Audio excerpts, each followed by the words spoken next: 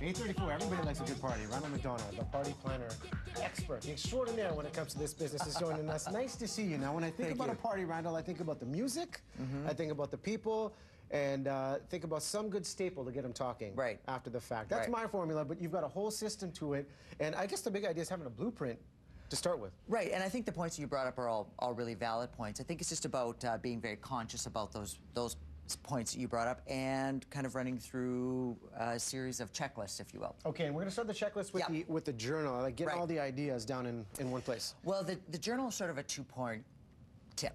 So first, I call it a running journal at first. So when you first start thinking about the party and ideas pop in your head, just jot them down in a piece of paper, a journal, something like that. It's like brainstorming. And then when it comes close to the party, you've got all your ideas down. You can see if there are themes developing or groupings, and you've done most of your pre-planning work. So that's sort of before the party. Then after the party, I recommend people get an entertaining journal, I call it. And this particular entertaining journal I received as a lovely host gift, which the appropriate host gifts, that's a whole other segment, but this is a lovely Italian-made book specifically just for entertaining. You write down who the guests were, where they sat, flowers you had, music, wine, food. It helps you keep track of who was at parties, what you did, so you're not duplicating or people are having the same experience. So we got a track record, and one of the great ideas are the conversation pieces that you kind of have laid out here. Take us through some of the staples that kind of really stand out in your time. Great. Well, I think sometimes it's people get together and there may be stilted conversation, or you may want to take people in a direction that perhaps they hadn't thought of before. So in this particular example, we had a Christmas party and we found some crackers that we could fill ourselves.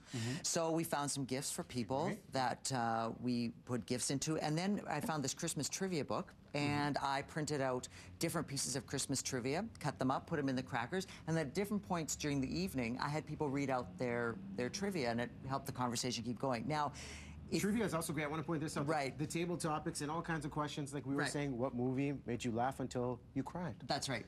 So what was that? Eat, Pray, Love last night was something really special. There you go. But that's good. I mean, it gets started. So if you don't want to do the work yourself by finding a book and writing it all, you can buy these pre-made table topics. They're like dinner party, girls' night out, things your mother shouldn't know. You know, there's all sorts of different topics that you can get. Let all the secrets out. I know you're big on themes, and I guess that's what really leaves an impression. You have menus, you have a drink list, but the theme is what people remember. And the Pink Panther was a real popular one, as well as a Hawaiian theme. It was, and you know, and one thing I want to say about a theme party, and I think you can use this for any party, is you need to be very conscious about your guest list. It's not always appropriate to throw all your friends together. I think when you're developing your guest list, you really need to think about people's commonalities, personalities, likes, dislikes, hobbies.